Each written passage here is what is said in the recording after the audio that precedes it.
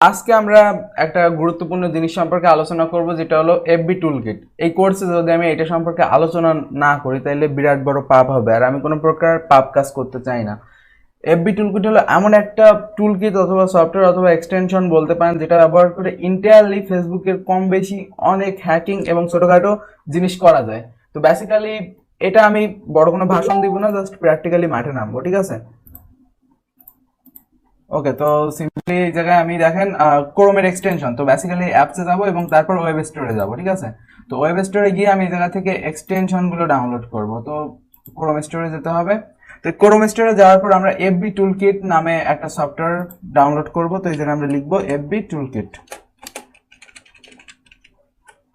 তো বেসিক্যালি যদি আমরা এইটা লিখি আমাদের সামনে এরকম একটা সফটওয়্যার আসবে, ঠিক আছে? অলরেডি আমার ইনস্টল করা, অ্যাড টু ক্রোম দিলে এটা ইনস্টল হয়ে যাবে, যেহেতু আগে থেকে আপনারা দেখছেন। তো এই টুল কিটটা দিয়ে কি কি করা যায়, যেমন ধরেন ক্লিক অল লাইক বাটন।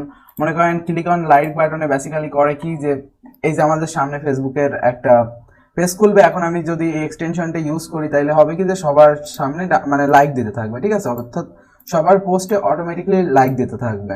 যেমন আমি আপনাদের একটা এক্সাম্পল দেখাই।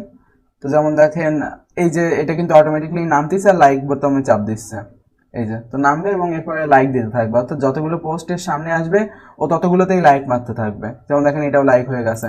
তো এটা গেল প্রথমটা। এরপর মনে করেন অ্যাকসেপ্ট আর রিজেক্ট অল ফ্রেন্ড রিকোয়েস্ট, অর্থাৎ আপনার যদি অনেক ফ্রেন্ড রিকোয়েস্ট আসে, ঠিক আছে, অনেক, তো মনে করেন এই অ্যাকসেপ্ট করে দিবে। তো আপনারা এই জায়গায় আনএবল স্ক্রল ডাউন দিব এবং 1 সেকেন্ড যদি করে অ্যাকসেপ্ট অল দিই, যদিও আমার এই জায়গায় কোনো ফ্রেন্ড রিকোয়েস্ট আসেনি এখন।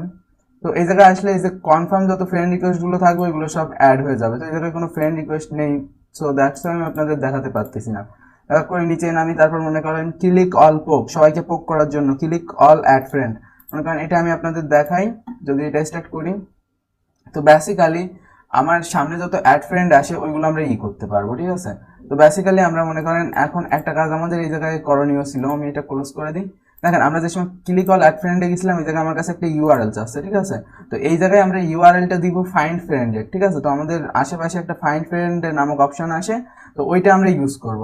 তো অর্থাৎ আমরা এই যে ফাইন্ড ফ্রেন্ডের সামনে ওই যে লম্বা একটা ফ্রেন্ড লিস্ট আসে, মানে ওই যে লোকজনদের দেখায় ওদের থেকে অ্যাড করবো। তো এই জায়গা থেকে আমরা যদি ফাইন্ড ফ্রেন্ডস যাই এবং এই ইউআরএলটা যদি আমরা কপি করে নিয়ে আসি, তো এই ইউআরএলটা এই ক্ষেত্রে হলো ব্যবহার করবে, ঠিক আছে? মনে করেন আমি আগের টুক তো কাটতে পারবো না, তাইলে আমি জাস্ট এইটুক নিয়ে আসবো কপি করে। আসলে এরা এরকম দিছে এর কারণ কি, এই ইউআরএলটা পরিবর্তন হয় মাঝে মধ্যে, ঠিক আছে?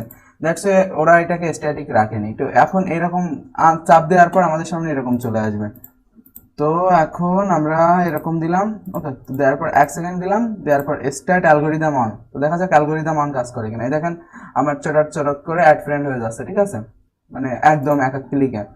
তো বেসিক্যালি এটা গেল। এরপর মনে করেন আপনি আর কি করতে পারেন, ক্লিক অল শেয়ার বাটন, অর্থাৎ আপনার সামনে যতগুলো শেয়ার বাটন আসবে এগুলো করতে পারবেন। ডিলেট অল কমেন্ট, অর্থাৎ যতগুলো কমেন্ট ওই সেম ভাবে ডিলিট করতে পারবেন। তারপর ক্যান্সেল পেন্ডিং ফ্রেন্ড রিকোয়েস্ট, তারপর ফেসবুকের ভিডিও ডাউনলোড করা।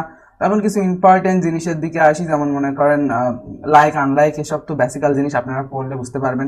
তারপর অনেকগুলো গ্রুপ থেকে লিড নিতে পারবেন। তারপর ফেসবুকের ফ্রেন্ড লিস্টটাকে ব্যাকআপ রাখতে পারবেন।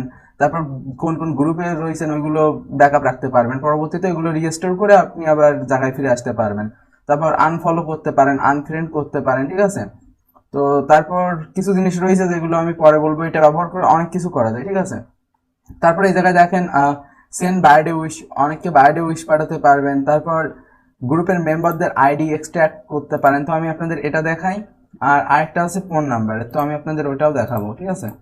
তো সিম্পলি এই জায়গায় যদি আমরা ফোন নাম্বার লিখি, ওকে, তো গেট পাবলিক ফোন নাম্বার, ঠিক আছে? তো এটা ব্যবহার করে আপনি আপনার যত ফেসবুক ফ্রেন্ড রয়েছে তাদের ফোন নাম্বার বের করতে পারেন। অনেক সময় কিন্তু ওইগুলো থাকে না, ঠিক আছে? তো এই জায়গায় আপনাকে একটা গ্রুপ ইউআরএল দিতে হবে, ঠিক আছে? তো দিলে সেই গ্রুপের যত মেম্বারের আইডি ইনফরমেশন ওইগুলো বের করে দিবে। অ্যাজ এক্সাম্পল আমি আপনাদের এক্সাম্পল ছাড়া কিছুই বলবো না, কারণ বেশ কয়েকটা জিনিস আমি অলরেডি বলছি। তো এখন যদি এটাও বলি এটা এইভাবে করবেন, তাহলে আপনারা আমাকে গালি দিবেন। তো এই হলো আমাদের গ্রুপ, ঠিক আছে?